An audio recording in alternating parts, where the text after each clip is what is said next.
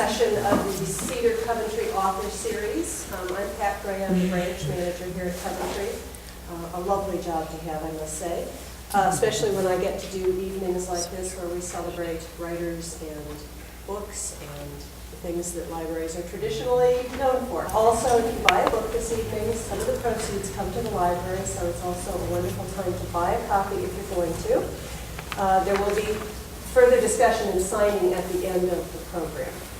And I hope many of you heard Debra speaking on NPR this at noon. We're really lucky to get these spots where our authors get to talk about their works.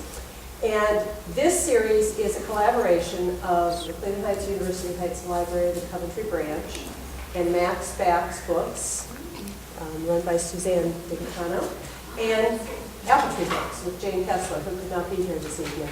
But it's a wonderful collaboration. We've discovered that libraries and bookstores have much more in common than they do to compete with each other, so we like working together.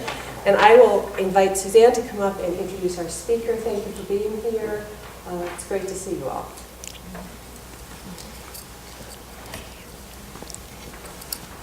Hi. So some of you may know Debra and Seth's story from newspaper articles or television documentaries, or like Pat said, from the radio story today.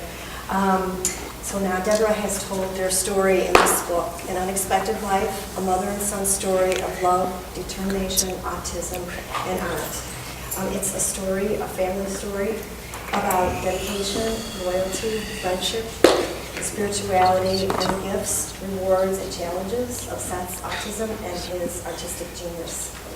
It's also filled with Seth's glorious art, vibrant, lovely, and amazing. I hope you get a chance to look through it before you leave tonight, because it is stunning. They live in, they split their time between Cleveland Heights and New York City, and they're very proud to have them here tonight. Thank you. Thank you. We're going to start with an 8-minute DVD, A Different Kind of Journey, and that will give you an introduction to Seth. That's the beginning of meeting Seth Chwast.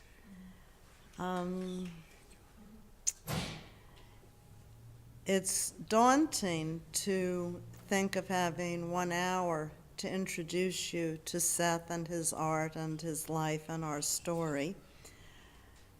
It's a story about autism. It's a story about art. It's really a story about second chances. And it's a story about spirituality. Seth was diagnosed before he was 2. He had an IQ of 148. He was always minimalized because of his language. And when he was 18, he had a formal evaluation, a vocational evaluation for 3 days, at the end of which they recommended a career in dry mopping. I said, I will die first, and Seth will spend his life playing Nintendo or going to roller coaster parks. We are not doing dry mopping. And I continued to do what I always did, was to search for whatever might make him happy, and wherever we kept searching for gifts that I was certain must be there someplace. We tried cake decorating, code breaking. He was superb at it with the CIA once, Seth. Gift wrapping. And then he developed a passion for architecture. We are privileged to have with us Bob Blatchford, who was kind enough to actually let Seth work in his architectural studio for a year and gave Seth his first sense of pride and accomplishment. When Seth was 20, he took his first art class, and when he was 23, he was on the Today Show as an artist. Since then, he has openings in Galapagos, Cayman, Curacao, the Museum of Modern Art of the Ukraine in Kiev. He's been in the United Nations, 55 Fifth Avenue in New York City, and Dartmouth University, Cleveland Clinic. It's like a miracle that just keeps unfolding and unfolding. I'm going to show you some images of Seth's art in these places. His art is very large. This is Seth in the Galapagos, one of the beautiful sea lions, and those are the eyes of our golden retriever. A grouper that he did for Cayman, a whale shark for Cayman, Seth at one of his openings, I think Galapagos, another sea lion with beautiful eyes, tortoises, Seth's opening in Cayman, which was spectacular. Seth's paintings are very large. He loves wearing t-shirts with his art on it. This is the painting that was in the movie. This is Seth's self-study. Seth does not write a lot at all, but he loves to write artist statements, and they are poetic and charming and beautiful. And in this one, he mentions that he does not have a double chin. Triptychs, his beautiful blue-footed boobies, more of the big paintings, and more Seth t-shirts. An octopus with the most incredible eyes. So sweet. Seth is obsessive, and here we have OCD, obsessive compulsive disorder, comes home and wins again, because no one else could do this eagle ray. Very large paintings. Beautiful birds. Big paintings and lots of friends. Seth is just adored in the islands. They show his art and write articles about him.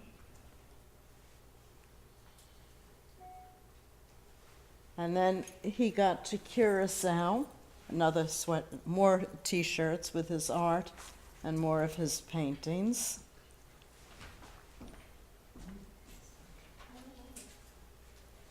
He does abstracts, but his beloved roller coasters creep into them. He paints very thickly. He almost sculpts with his painting. Seth loves dolphins. And everything Seth paints is happy.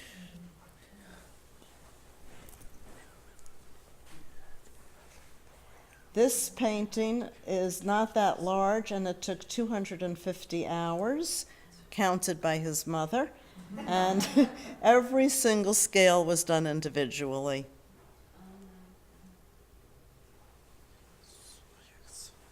The Curacao waterfront. This is an interesting painting. It's a painting of Rocket Man for Elton John, who has shown no interest at all in it. And it's a combination of a pot roast, and I think Seth finally, by himself, invented string theory.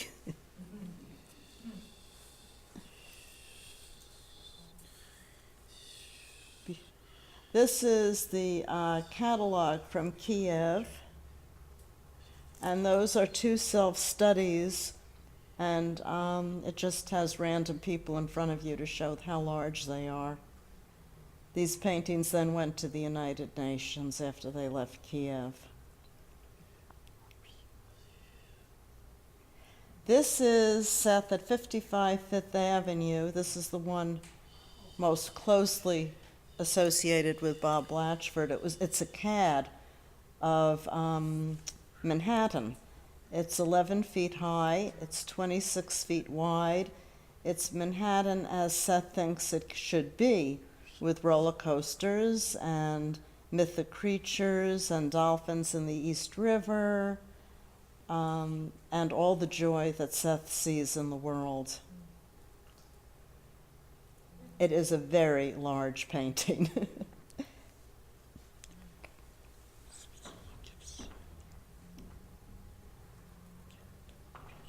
And it was just adored by everybody who saw it. People just loved it.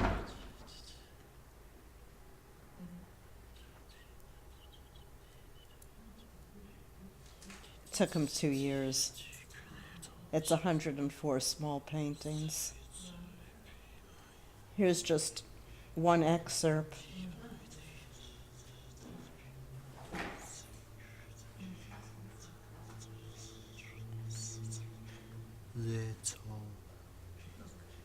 Seth thinks anything can be improved with a roller coaster. Happy dolphins. The yellow submarine, flying fish, and a Ferris wheel. Those are 26 faraway turtles, not baby turtles. He made it very clear these are not babies, they're just far away. Then he made sculptures to hang in front of it, cut out of wood. That was a form of transportation he likes. Seth adores ice cream. A very happy Pegasus. A brown stone. This is Seth at his opening at the Cleveland Museum of Natural History. This was his second opening there of mythic creatures. This is his mythic creature mural. The museum built a wall to display it. It's 7 panels, each are 36 inches wide and 7 feet high. The hippocampuses are in gold leaf. That is Seth and his beloved friend Amy, who's in the back. You can meet Amy also to show you the scale of how large the painting is. This is a hippocampus, a rainbow hippocampus that's became a T-shirt. Seth loves it. The other one, I just can't imagine how anything could lift off being that sort of short and squat, but it has real big wings and up it goes. Seth sculpts. He loves color. There's that beauty going up again. I just can't get over his colors. I never get tired of them.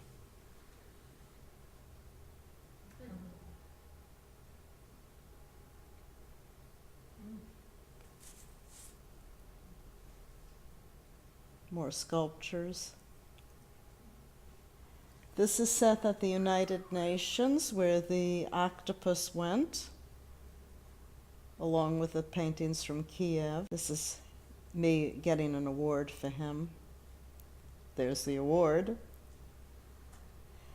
This is Seth competed in a worldwide competition to be on a United Nations postal stamp and came in #1 in the world.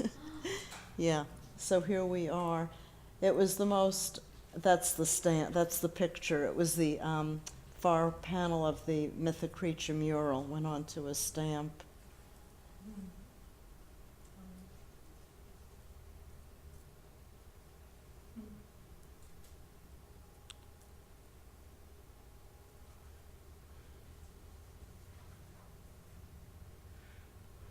It was just an amazing event because when I called and said, when will it be? She said, well, the Secretary General has not given us his calendar yet. I thought, oh my God. And everybody who was there was an excellency. Your Excellency this, Your Excellency that. So that's some of the, just to let you, oh, there are a few more. Okay, that's us outside. Oh, this is Seth with Gordon Clapp. I don't know if any of you watched NYPD Blues. This is the lieutenant who was in love with Donna, the goofy blonde. And he met Seth at Dartmouth, and they just became good friends. And now Gordon writes to him, and he writes back. This was this was for the Plain Dealer. They were asked if models could come to our house and model in front of Seth's art.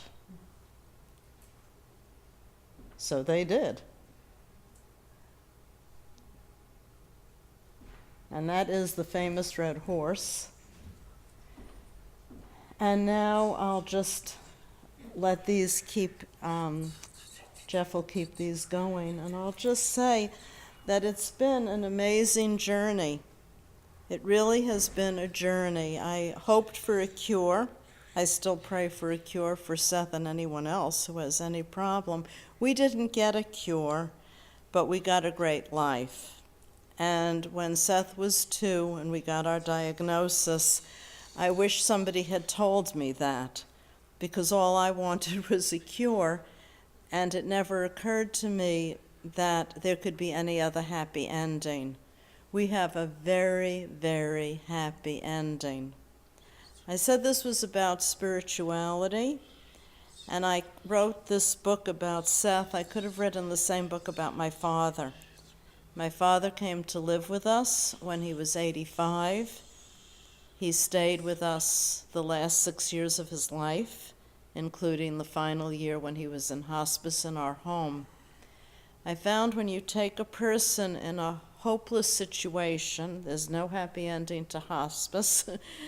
Seth is really, really, really autistic, and you bring them into a state of bliss, and you keep them in a state of bliss every day of their life. It does more for you and more for your soul than it does for the other person. Seth created me. My father created me. I read a book about doing service when I was in my 20s. I thought, what's this about? And it just turned out to be the key for me to a happy, meaningful life. It's a book about second chances. From being diagnosed with a career in dry mopping to ballroom dancing, which was, an interim step, CAD, which had much more meaning. It turned into all his important architectural paintings. And then finally, art. That he picked up his first paintbrush at 20, and that was it. He was already phenomenal. The Hungarian horse that you saw at the beginning was about the third painting he ever did. This is Seth with Miss New York State, USA, and she is really, really taken with him. And this is Seth in front of the painting he did for Autism Speaks, where they light the whole world's blue on April 2nd for Autism Day, and he did a spectacular Empire State Building. That's Michael Simon, our very own chef, who's in there too. So I was a therapist. I was a social worker, and I had a very happy life and a very happy career. And I guess I thought I'd retire, and that was it. And I was older, it was well after 50 that I got involved with Seth as an artist. I knew nothing about art. I knew nothing about exhibitions. I knew nothing about any of it. And I certainly never dreamed I'd write a book. And all this happened when I was well over 50. So I would say you have no idea what you're going to do. You, not your autistic child or grandchild, but you. You just have no idea in life what gifts you have inside you, how they may develop, and what will come out. You just don't know. And the things I've learned of never give up and dare to dream. Seth touches people. He touches people in the world of autism, the world of art, and he just touches people's hearts. There was At Dartmouth, a woman came over to me. She said, I'm 87. I've seen and heard everything. Nothing touches me. But she said, I was a teacher, and with your book, I could have changed the world. I thought, whoa. And then another woman told me her neighbor read the book and said, this is the greatest love story I ever read. And I thought, whoa. I mean, I never thought of it in those terms. We go to South America. We've been much more successful in South America and the islands than we are in America. I don't know why. But in South America, you know, I wanted so much for Seth to be cured, to be healed, to be like whatever. And I kept hoping he could pass for normal. I just kept, if we work a little hard, one more therapy, one more. Well, the parents of the autistic can tell in 30 seconds.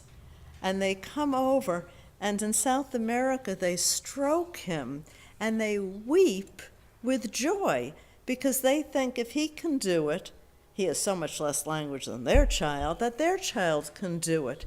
So I'm used to it now. I don't speak any Spanish, and people are always coming over and stroking me and stroking him and hugging us and crying, and it makes me real happy, because he has become an icon of hope.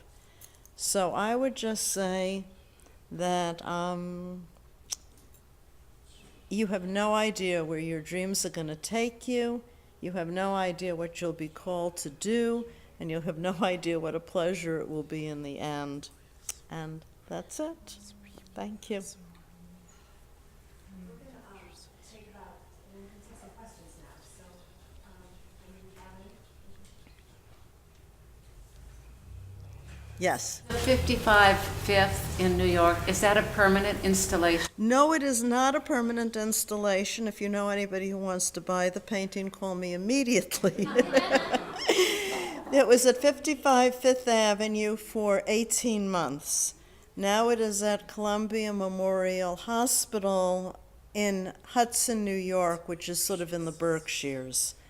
So it's making people happy, and especially the hospital. They say it's such a joy for people who are so stressed to walk out and see that painting. But it does need a permanent home someday. Yes? Can you talk a little bit about a day in his life? The daily kinds of things you're seeing, both maybe before and after his revelation himself. Well, Seth likes to paint. And I always let him set his own pace. So there were times getting ready for Galapagos and Cayman where he painted about 55 hours a week, because he really wanted to get those paintings out. Now he's in a more relaxed time. Seth gets up in the morning. Sometimes he goes to the JCC with Jeff, and he'll do Dueling Dragons, which is the name of a roller coaster. If you can associate anything to a coaster, Seth's in. So they'll do Dueling Dragons and race on the bikes, and he'll get some exercise. And then he paints from 10:30 to 1. And then he eats from 1 to 2, and he paints from 2 to 5. The evenings are much more flexible. I have many mentors coming to spend time with Seth. Seth does not have much of a concept of money or employment. Seth thinks these people are his friends, and in reality they are his friends. So he just thinks Amy's coming over or Jeff's coming over, and I try to keep Seth very visually stimulated. So he goes to the orchestra for every concert. I'm divorced, he does that with his dad. We go to every Viva and Gala performance at the museum. We go to all the Broadway shows that come here. We go to all the dance concerts where we sit next to Bob and make Seth very happy. We go to many performances at Cleveland Institute of Music. Seth adores classical music. He could go every night.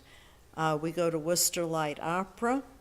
So I just try to make sure that he's with young people, that he's stimulated, that he's out and about and in the community. Those are my goals. Yes. I'd like to offer my gratitude for the fact that you opened your home to the Home Heritage Tour. That was truly an extraordinary experience, and I came to your home twice because I was so moved to be in your exquisite personal environment and to see how much, Seth's spectacular work just imbues the whole environment, and how much your love and support for his workmanship and artistry and journey is it's just a magnificent environment. So I feel you gave a huge gift to the community by sharing your personal environment. Thank you so much. Seth has painted in the house, and at times we've had 4 different studios going inside the house. And he paints only with mentors, and sometimes each mentor would have their own room and their own projects, and Seth paints big. He has one painting that's very tightly wrapped. Originally it was 6 feet by 10 feet. So we took a room and emptied all the furniture out of it and sort of taped it, the huge canvas, to the floor. And it was very interesting. It was a very early painting. Seth just sat in the middle of it and started to paint. Like, he's not self-conscious. He doesn't have, I think, I don't paint at all, but I think people have, like writer's block about painting. What should I do? How should I start? He just sits down and jumps in. So it was very, most of our house has been turned into either studio space or art space, and people say you're going to downsize. I said, maybe an extension, because there's so much art.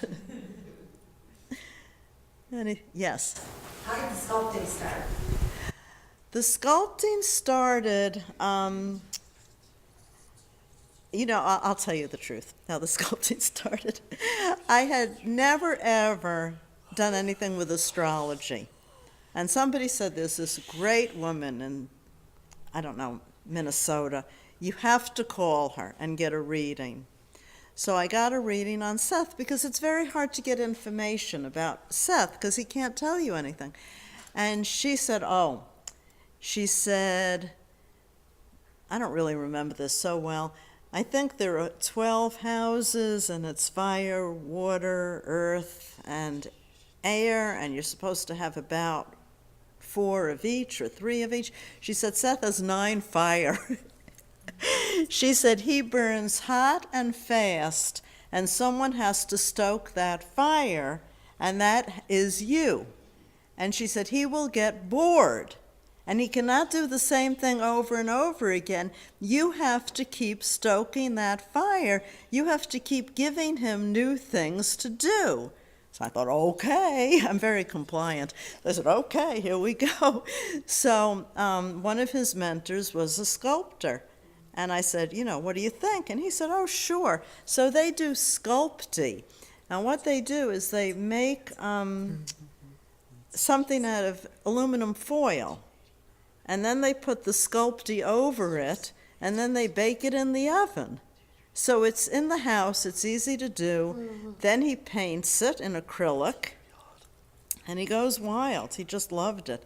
And then, so because she said he has to do new things, So he has this new series now, all of spray paint. So you know how you do that? You cover the cars so that they don't get spray painted. And you get these masks, so you look like a science fiction film. And he did just incredible spray paintings. And then he did silk screens. The hippocampuses have gold leaf. He learned how to put gold leaf on. He learned how to pull silk screens. I just keep going, trying to find what else he can do. That's how we started sculpting. Yes? Did you ever feel, I have a family member who's autistic, and I feel like I'm just spinning my wheels, and I feel like somehow we're missing something important. Just life is just like passing you by because you're constantly spinning your wheels to try to get what they need. And a part of me is just like, look, you know what he likes to do, and just go with that. And it's just trying to get the right, you know what I mean, the right fit for them. And it takes so much time and effort, and you just feel like somehow you're just losing something in the process, something, just life itself every day. It's almost like,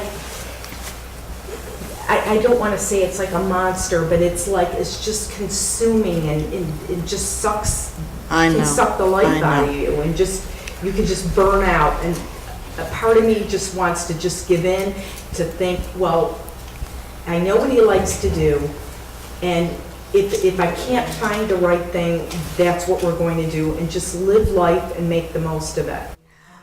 I'm a firm believer in going with what a person likes. I mean, that's what I want for me.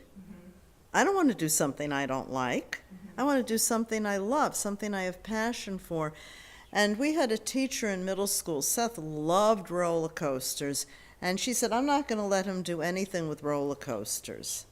And we took him out of that school because it's so, you know, like we had paint. If Seth liked baking, and that was his passion, and that was his only passion, I would have him making chocolate chip cookies, doing recipe after recipe after recipe, doing all his science by measuring ingredients, do all his social skills by going down the hall asking each teacher if they wanted cookies. We would do tests, you know, like wine tastings, we would have done cookie tastings.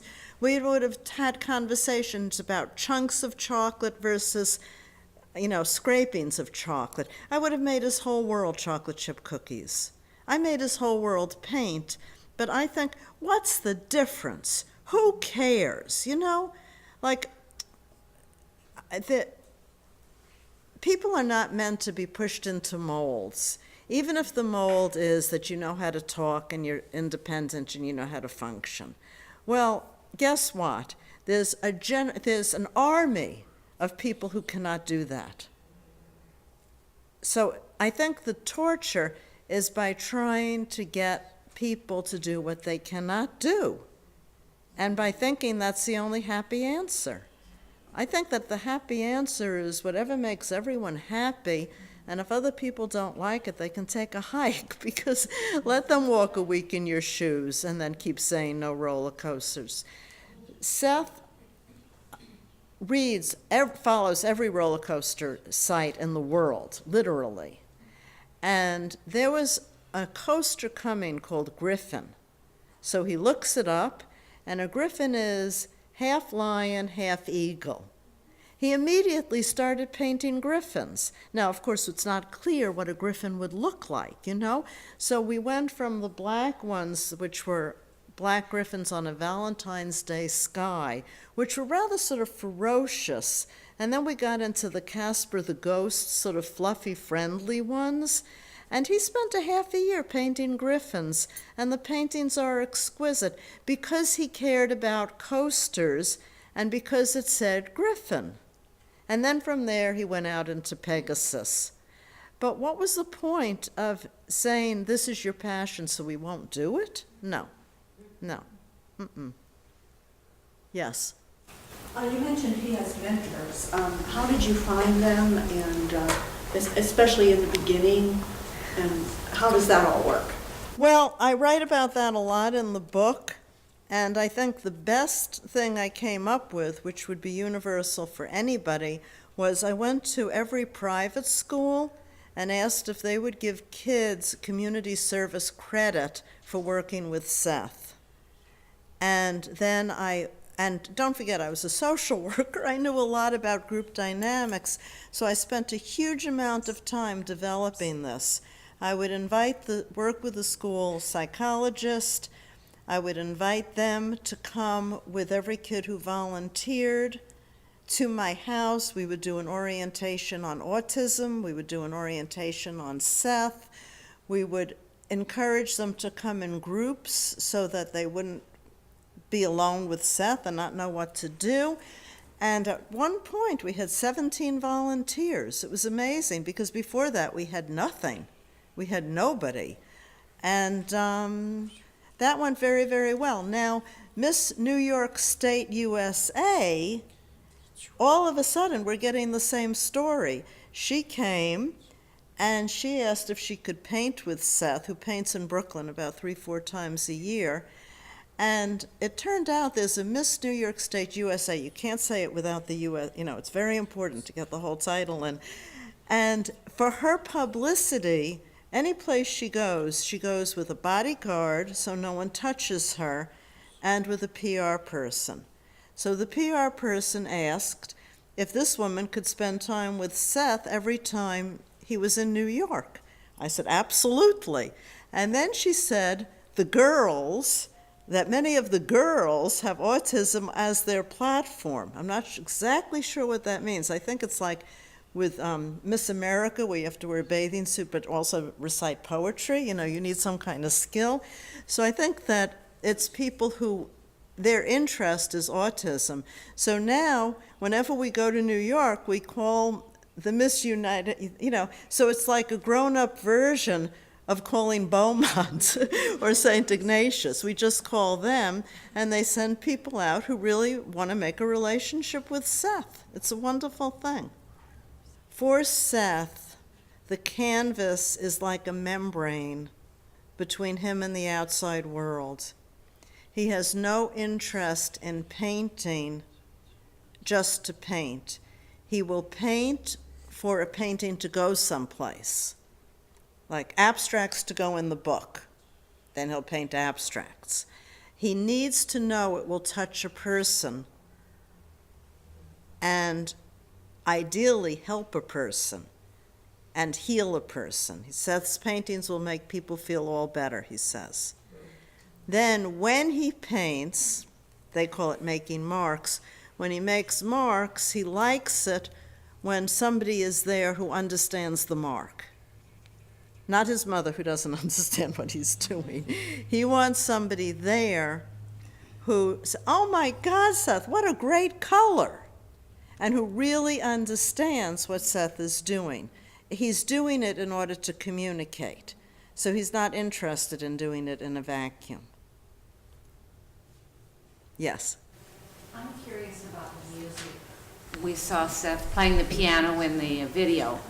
Was that all the music was music that Seth? No, the music in the video was not Seth playing. Seth does play, and Seth's music is exquisite. His music is probably better than his art, but there is no way to use it. What Seth does is he hears. So when he was 8, you could play a chord, augmented G7th.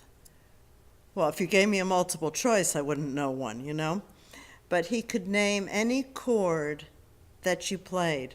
So I got our neighbor, Franklin Cohn, who's our first clarinetist, to come on over. So he played a few chords, and then he hit 3 notes that weren't a chord, and Seth named them. And then he hit 4 notes that weren't a chord, and Seth named them. Seths 8. And I said, I think he has perfect pitch. And Franklin said Dagnani could not do that. He said, this is way beyond perfect pitch. And then we have a friend, Helita DeNova, who's a concert pianist. She goes all over the world. So sometimes we'll go with her and other people who do know music, not me. I don't know music, I just enjoy it, but who really know it. And they'll say, what did you like best? And everybody will name what they like best, and she'll say Seth, and she'll say Seth is right. His ability to hear. And if you put any piece of music on, he'll tell you what key it is. So his music is exquisite. His ability to hear music is exquisite. but it doesn't translate into anything other than his ability to hear music. Yes? Did you go to any formal school?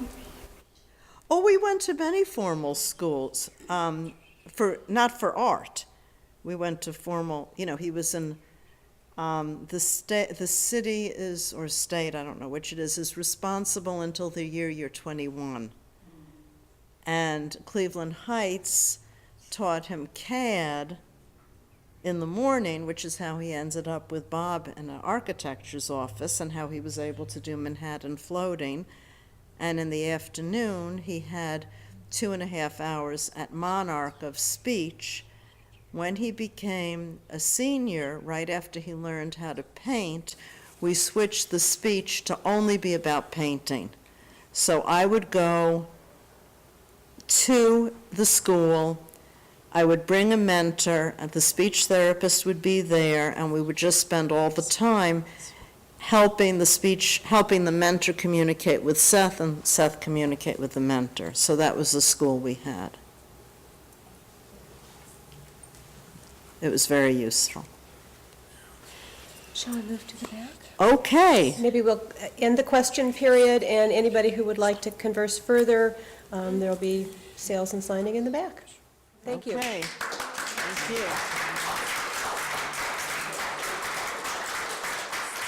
And if you buy a book, Seth will sign it. He lives to sign.